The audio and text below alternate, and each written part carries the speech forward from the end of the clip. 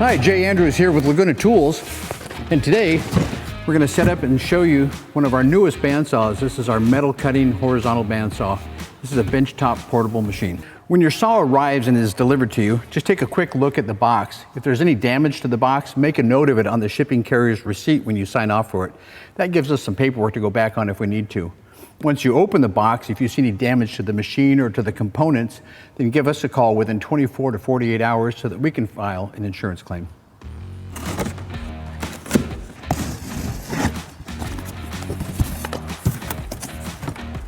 With the box open, make sure to lift any small parts out of the top. We've got this rod, and then I'll lift out the styrofoam. Make sure that there's no other pieces up here. Set that to the side. Now you can reach in the box and pull out any loose parts and set those to the side before you lift the machine itself out. A little easier to lift the saw out of the box when it's on the ground, so you don't have to lift it up so high. Take the box, set it on the ground, and then grab the saw by the frame and lift it straight up. I'll set it up on the bench, and then finally go back into the box, make sure that you've got all the loose parts out of the box.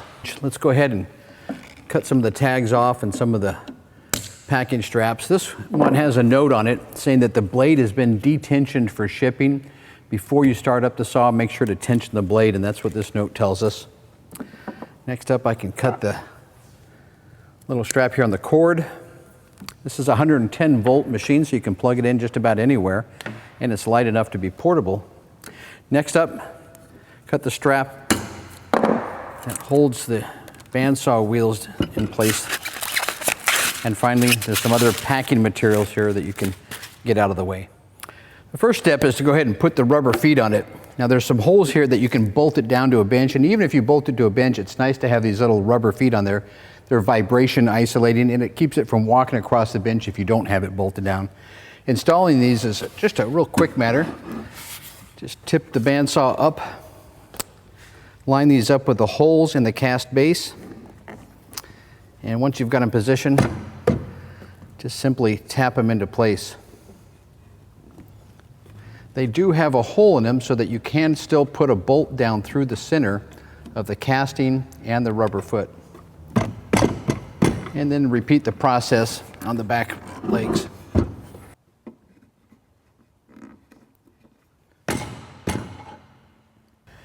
The B5 bandsaw is operated by a trigger up here on the handle, and the handle is in the storage position for shipping right now. What I'm going to do is tilt the head up. There's a lock pin right here. That's just a push to lock, pull to open, and it releases the head so that it can come to the upright position. Now I can swivel the handle up to the position that I'll use it in, and you can adjust it if you need to. Then grab an Allen wrench and then tighten down this set screw that's pre-installed with the handle. Once that's tightened down, you can confirm that the handle doesn't move, and then it works great for pulling it down. So that's excellent, ready to go. One of the great things about this machine is it has a mitering base, and so not only can you cut 90 degrees, but you can go through, loosen the lock handle, and rotate the head and lock it in any position you want. There's a great scale right here, and not only does it go to 45, it keeps going all the way to 60 degrees, so you can make some really sharp angled cuts. There's a positive stop here at 0 and then also at 60, and those are adjustable stops. So as I bring this in, this will be my 0 point for a 90-degree cut, and lock that in position. I'll check here on the scale and verify that it's at the 0 position here for a 90-degree cut. And if it's off at all, simply loosen this small Allen bolt right here, rotate the eccentric, and that'll allow the head to move slightly. There's a small pointer right here. It's painted yellow just like the guard is. I like to take a Sharpie and highlight that just so it makes it easier to see in the field. But that's how you'll set the 0 point here, and the 60-degree point is using the eccentric. Down here at the mitering base, you'll notice that there's a stop on the bottom, and it's a small screw with a set nut on it here. And that allows you to come down, make your cut, and it'll bottom out and be a bottom stop. If you want to adjust that up or down at all, it's simply a matter of loosening this bolt and nut, adjusting it to the correct location, and then tightening the nut down. The B5 is ready for production work. And if you're doing repeated cuts, you'll want to install the flip stop. Simply find the rod and thread it right into the cast body of the machine. You'll find that threaded hole just on the side of the vise. Tighten that down by hand, and then take a 3/4 inch wrench and tighten that lock nut. Once that's in place, grab the flip stop itself, and in the hardware bag you'll find a bolt and handle that goes right through. Just simply insert the bolt into the hex head hole, and then install the lock handle.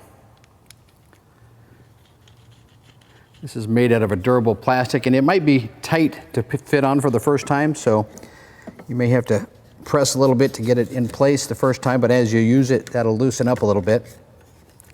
And then once you have it in the correct spot, you can lock that handle down. And then when you're not using it, you can simply flip it out of the way when you're not using it, or fold it back into position as you're going through and stopping your stock against it and making repeated cuts. The B5 bandsaw is shipped with the blade just lightly tensioned so that it stays on the wheels, but you'll want to tension that up. And here's the tension knob. It's right on the head of the machine, right at the forward section here. And by rotating that clockwise, it'll tighten the blade. And you want to get to where you have about a 1/4 inch deflection with moderate pressure. And moderate pressure is when your thumbnail changes colors as you're pressing on it. That's about a 1/4 inch, so that's all set. You can also go through and adjust the guides. The guides themselves are bearing guides. There's a set here at the bottom and a set at the top. And if you're doing smaller stock and you need a little bit more support, loosen the handle here, slide the guides down closer to your workpiece, and then lock them in position, and you've got better quality for your cuts. All of the controls you need are right up at the front of the saw here. You'll find that the tension is up in front, your handle's up in front, and the vise controls are up in front here. Simply open up the vise to the size of the workpiece that you need, and this will open up and handle stock up to 5 inches in diameter for round tubing or for square tubing. And then you can clamp it down with the vise as well here. I've got some material here. I'll get chucked up here in the vise. I'm going to cut that one along the flat length, and I'm going to use the production stop here. Put that in there, tighten it down. I'm ready to cut, but before I cut, I want to make sure that I'm using all the safety gear that we need here. Let's go ahead and get some safety glasses on and read through the manual so that you're familiar with the operations. Before you cut any steel, make sure that you refer to the chart that's right here on the side of the motor here. That'll give you the dimensions of the stock that you can cut, the recommended blades for certain types of cuts, and also the speed for those cuts. It is a variable speed saw, so it allows you to cut a wide range of material from aluminum to steel. Let's go ahead and get this blade set up here. This is a 1/2 inch blade, and the one that comes stock on this saw here is the 8 to 12 variable pitch tooth. I've got the saw powered up, and once I switch it on in the back, the saw won't come on until I pull the trigger.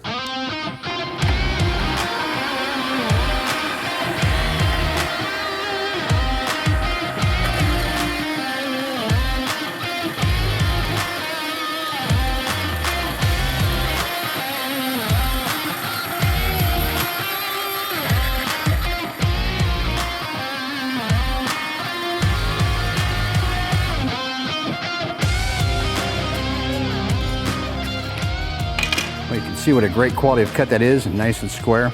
If you have any questions on the B5, you can look us up at the web at lagunatools.com or at dakecorp.com.